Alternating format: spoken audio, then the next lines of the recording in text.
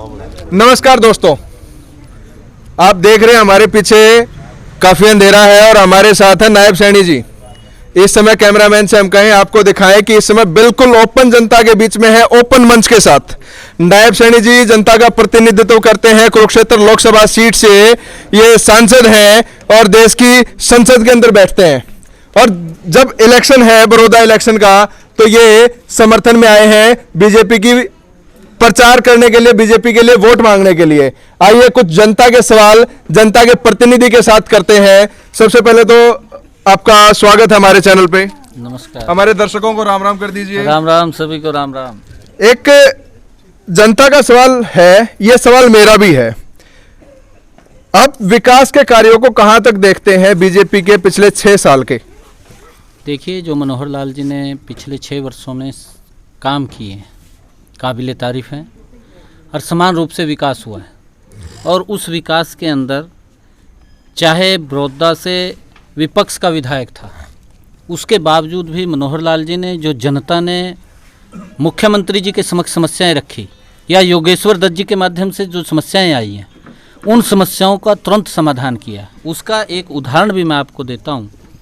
आदरणीय मुख्यमंत्री जी ने एक योजना बनाई कि पूरे हरियाणा प्रदेश के अंदर 20 किलोमीटर की परिधि के अंदर हर जगह पर एक कॉलेज मिलेगा जहां पर हमारी बेटियां शिक्षा प्राप्त करेंगी। उनको 20 किलोमीटर से ज़्यादा कहीं नहीं जाना पड़ेगा। उस कड़ी के अंदर बड़ौदा हल्का भी पीछे नहीं रहा। और चाहे यहाँ पर विपक्ष का विधायक था, उसके बावजूद भी यहाँ पर 2 गर्ल कॉलेज वो बन करके तैयार हो गए।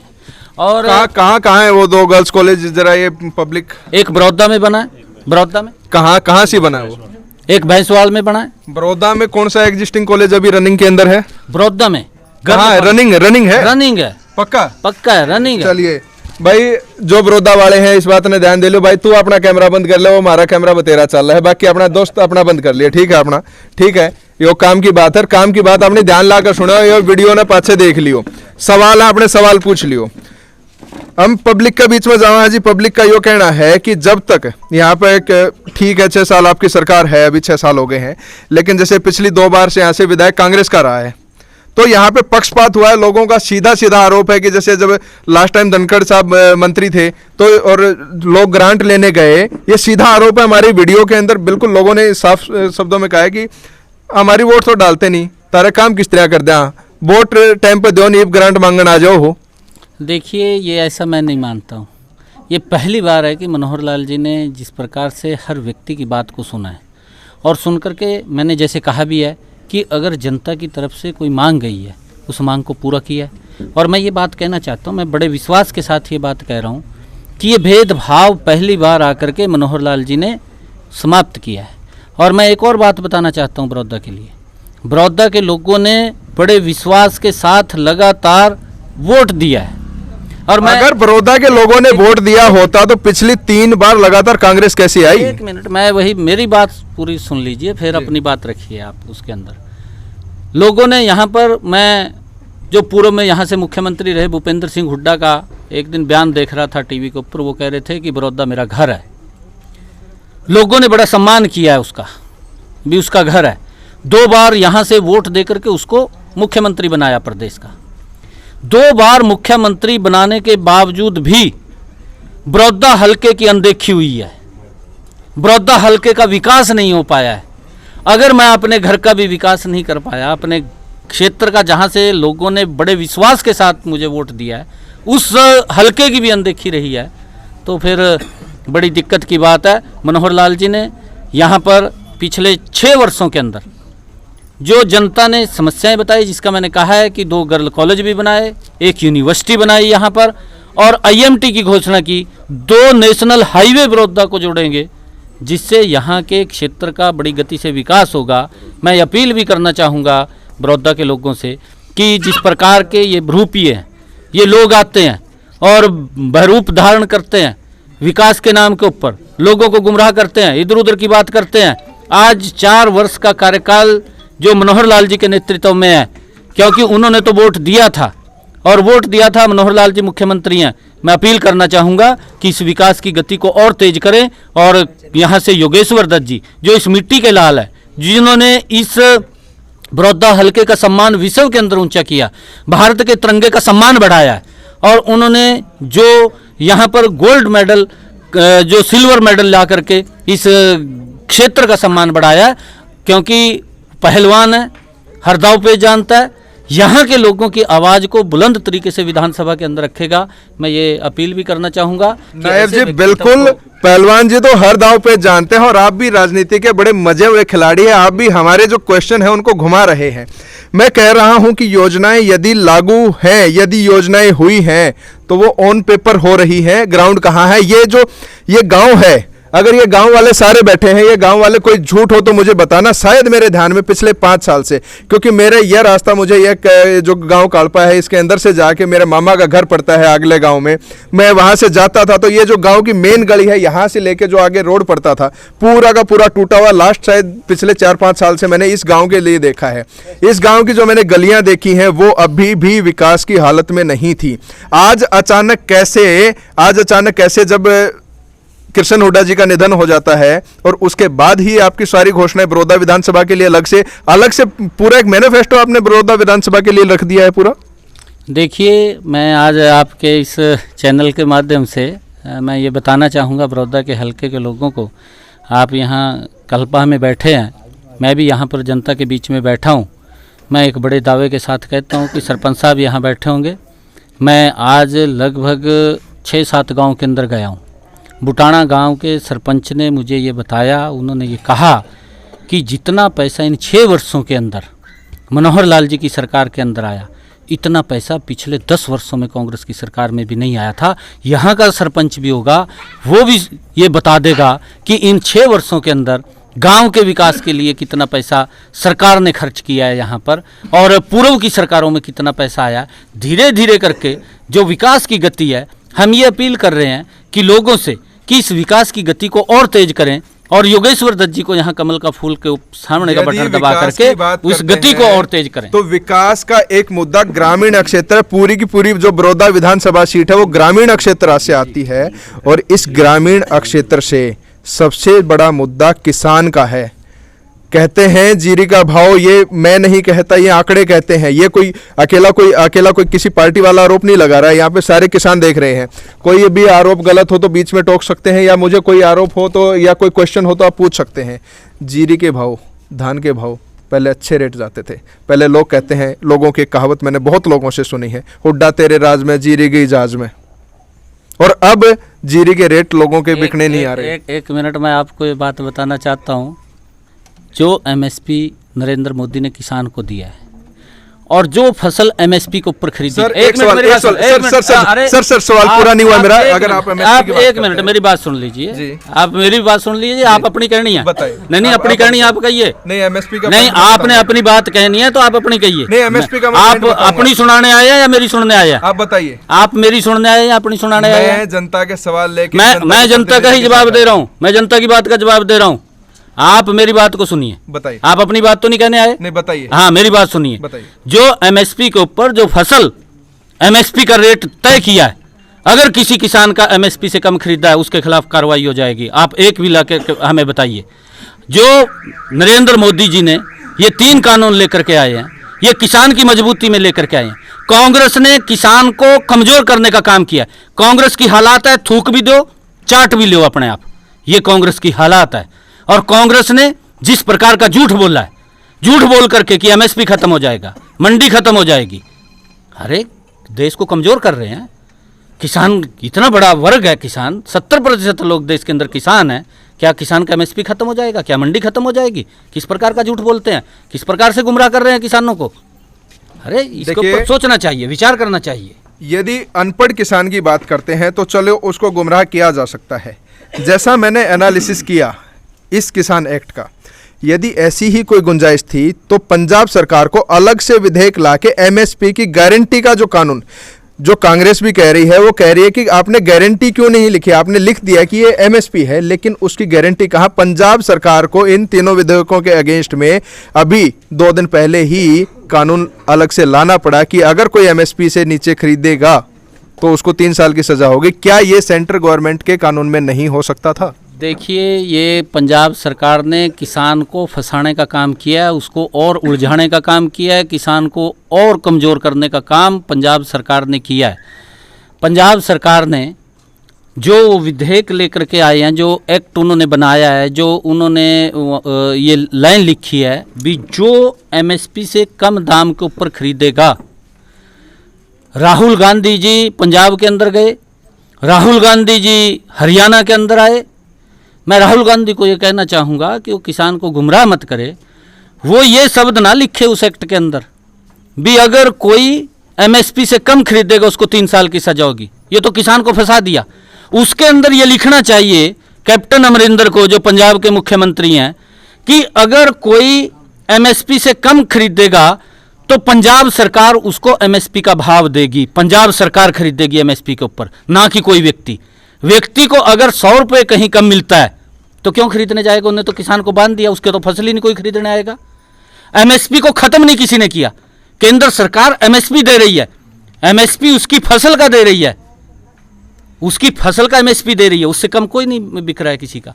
ये उसने पंजाब सरकार के अंदर किसानों को गुमराह करने के लिए, किसान को कमजोर करने के लिए, किसान को और फंसाने के लिए। मैं राहुल गांधी से कहना चाहूँगा, हरियाणा के अंदर मनोहर लाल जी की सरकार बाजरे को एमएसपी पे खरीद रही है, पंजाब सरकार खरीदे ना एमएसपी के ऊपर, क्यों नहीं खरीद रही किसान की फसल को?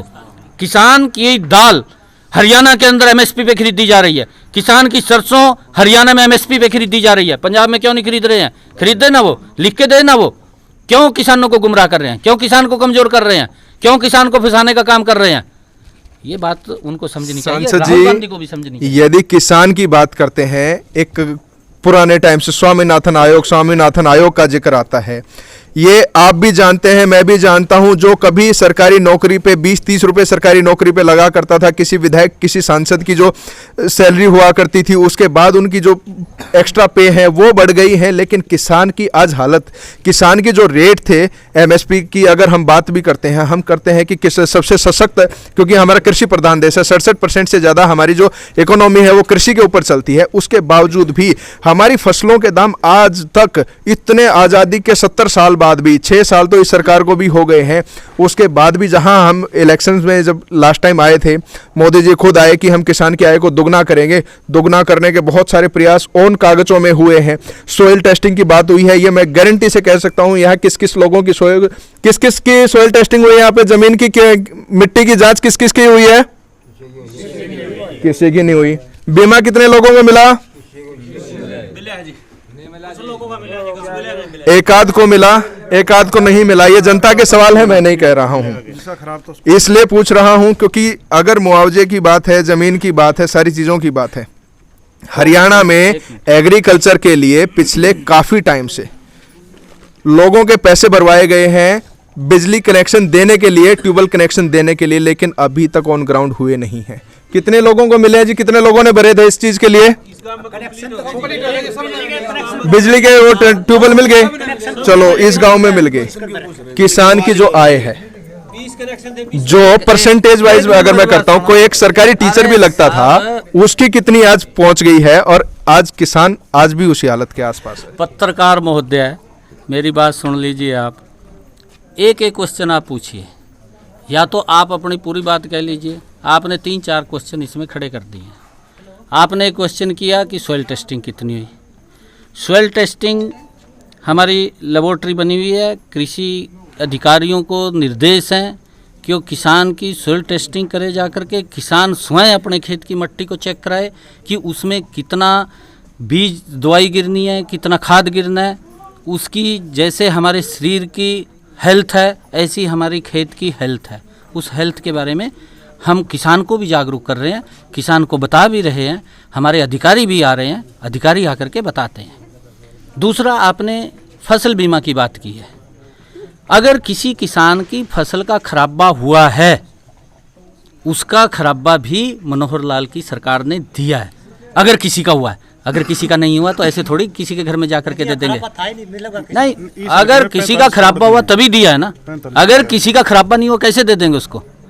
और भूपेंद्र सिंह हुड्डा का 267 करोड़ रुपया, जब वो मुख्यमंत्री 10 वर्ष तक रहे हैं, 267 करोड़ रुपया जो भूपेंद्र सिंह हुड्डा किसान को खराबे का नहीं दे पाया था, वो पैसा भी मनोहर लाल ने किसान के घर के अंदर पहुंचाने का काम किया है। आप रिकॉर्ड उठा करके देख लीजिए, आप रिकॉर्ड उठा करके देख लीजिए कि भूपेंद्र हुड्डा तो 5,000 रुपया 6,000 रुपया किसान को फसल का खराबे का देता था, मनोहर लाल जी ने आकर के 10,000 रुपये 12,000 रुपये देने का काम किया है। आप रिकॉर्ड उठा करके देख लीजिए, इन 6 वर्षों के अंदर जितना पैसा फसल के खराबे का हरियाणा प्रदेश के किसान को देने का काम मनोहर लाल जी ने किया है, आप पिछले 40 साल का रिकॉर्ड मिला लीजिए, उससे ज्यादा यहाँ पे होगा।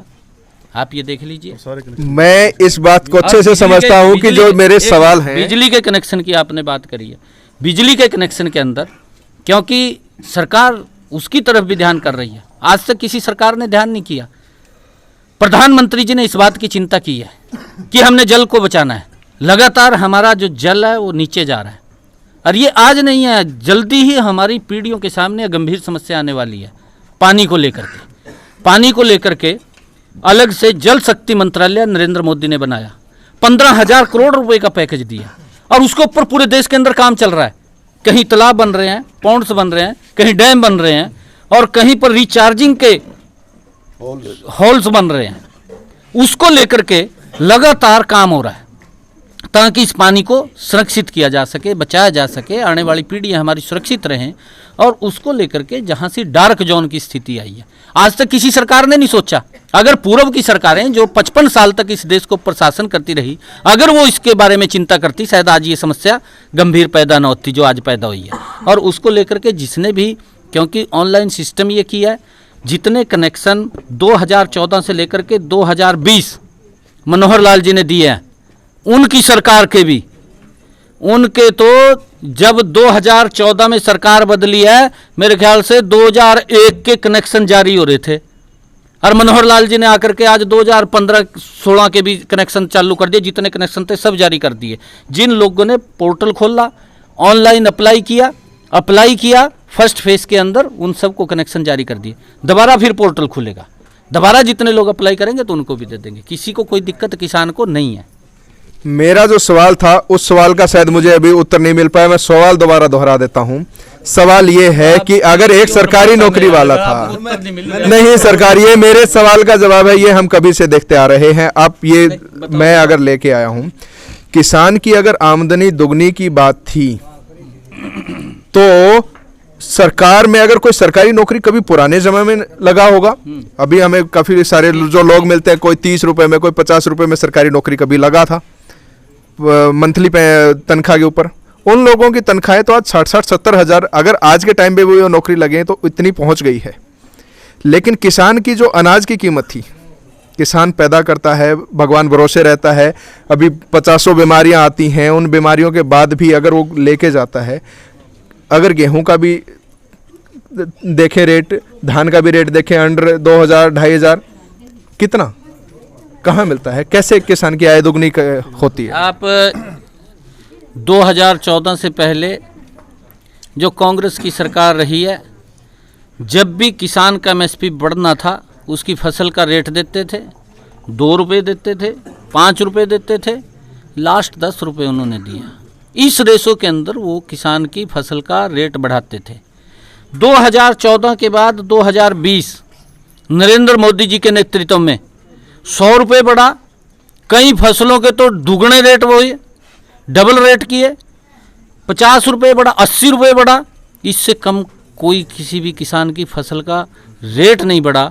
और आप उसके अंदर आंकलन भी ऑन द रिकॉर्ड आपने पब्लिक को बताना चाहिए, किसान को बताना चाहिए, क्योंकि आप किसानों के बीच में उनकी समस्या को लेकर के घूम रहे हैं कि कांग्रेस ने अपने समय में किसान का एमएसपी इतना बढ़ाया, नरेंद्र मोदी जी ने 6 साल में इतना बढ़ाया, उसका अंतर भी आपने बताना चाहिए। क्या सिर्फ 50 रुपए और 100 रुपए बढ़ाने से आमदनी दुगनी हो जाएगी? अरे आप, मैं फिर ये बात कह रहा हूँ कि किसान की जो मजबूती की तरफ ले जाने का काम है, जो डबल आय करने का काम है, नरेंद्र मोदी ने 6 वर्षों में किसान का एमएसपी 1.5 गुना बढ़ाया है। उन्होंने टारगेट रखा है कि 2022 तक किसान की आय को दुगना करेंगे, और इन 6 वर्षों के अंदर 2020 तक उसकी आय को 1.5 गुना किया है, और 2022 तक उसको दुगना करेंगे। ये हम बात बोल रहे हैं। मनोहर लाल जी ने घोषणा की है कि जो बुटाना के अंदर है जनता कॉलेज था उसको यूनिवर्सिटी का दर्जा दिया जाएगा, यूनिवर्सिटी बनेगी। लेकिन ऑफ रिकॉर्ड ये भी बात है, क्या वो यूनिवर्सिटी नॉर्म्स पूरा कर पाएगी? अभी तक जो प्रेजेंट कंडीशन है जनता कॉलेज की, वो यूनिवर्सिटी के नॉर्म्स तक पूरा नहीं कर सकती। कब तक बन के तैयार हो जाएगा? क्या 2024, 25, 26 कब तक? मैं बुटाना के अंदर ही था, आज मेरा कार्यक्रम था, दोपहर में वहीं पर था और बुटाना के लोग ये बता रहे थे कि हमने ज़मीन भी उसकी उपलब्ध करा दी है, दे दी है, और जो और उसके अंदर कमी होंगी वो भी दूर हो जाएंगी। जब यूनिवर्सिटी की अनाउंसमेंट सीएम साहब ने की है तो यूनिवर्सिटी बनेगी। 75 एकड़ की उन्होंने बात की थी। एक छोटी सी बात, 2 सवाल मेरे लास्ट के रह गए हैं। एक सवाल ये कि ये इलेक्शन से आने से पहले ही रोड कैसे तैयार होने लगे? उससे पहले तो इतनी बुरी हालत में रहते थे, सारी बार कोई बीच में पैच लगाने भी नहीं आता था इन रोडों पे। 3 साल ये जो जुलाना गोहाना रोड है 3 साल उखड़ा हुआ रहा है, किस कमी से? और आज इलेक्शन आया, जब इलेक्शन की जिस दिन घोषणा हुई है, ये अभी कैंडिडेट डिसाइड हुए हैं, रातों रात कई किलोमीटर का पैच रातों रात बना के खड़ा कर दिया है। देखिए, मैंने कहा है कि मनोहर लाल जी ऐसे व्यक्ति हैं कि जिन्होंने बिना भेदभाव के काम किया है और उन्होंने ये नहीं देखा कि यहाँ विपक्ष का विधायक है। कई बार ऐसी समस्या हो सकती है क्योंकि लोग जिस अपने विधायक को चुनते हैं उससे अपेक्षाएं करते हैं। मुझे ऐसा लगता है, क्योंकि मैं पूरे क्षेत्र के अंदर घूमता हूँ, ये विधायक की भी जिम्मेवारी होती है जिसको लोग चुन कर के भेजते हैं विधानसभा के अंदर, कि वो हमारी बात को रखेगा। जो क्षेत्र की समस्या होती हैं उन समस्याओं को विधानसभा में रखेगा, मुख्यमंत्री के समक्ष रखेगा, परंतु शायद वो समस्याएं रखने में नाकाम रहे होंगे, इसके कारण इस प्रकार की दिक्कतें आई हैं। परंतु जो भी काम जनता ने या योगेश्वर दत्त जी ने जो भी काम मनोहर लाल जी के ध्यान में लगाए हैं, उन सब कामों को पूरा किया है। और योगेश्वर जी ने, क्योंकि जो सड़कों की बात कर रहे हैं आप, जो सड़कें टूटी हुई थी जिनकी लिस्ट उन्होंने भेजी है वो सारी की सारी पूरी हो रही है। 300 करोड़ रुपया लगभग इस क्षेत्र के अंदर विकास के लिए आया है। मैं वही तो कह रहा हूँ कि अभी जस्ट इलेक्शन का टाइम आ गया है, इलेक्शन से का पहले ही इलेक्शन अपने तो लोगों ने आया है। डिक्लेयर किया है। इलेक्शन तो अब आया है, इलेक्शन तो अब आया है। 300 करोड़ रुपया मैं कह रहा हूँ भी खर्च कर दिया है और खर्च हो रहा है 300 करोड़ रुपया। इलेक्शन तो अब आया है, इलेक्शन कोई, ये तो 4 महीने पहले आया इलेक्शन।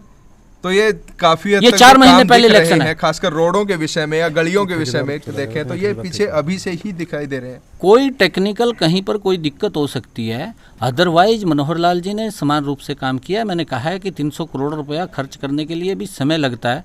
आप कह रहे हैं इलेक्शन आ गया, इलेक्शन तो अब आया है। किसी को मालूम था कि उपचुनाव हो जाएगा? किसी को मालूम नहीं था। उपचुनाव आ गया, हो गया चुनाव, परंतु 300 करोड़ रुपया खर्च हो रहा है, खर्च किया जा रहा है मनोहर लाल जी द्वारा, बिना भेदभाव के किया जा रहा है।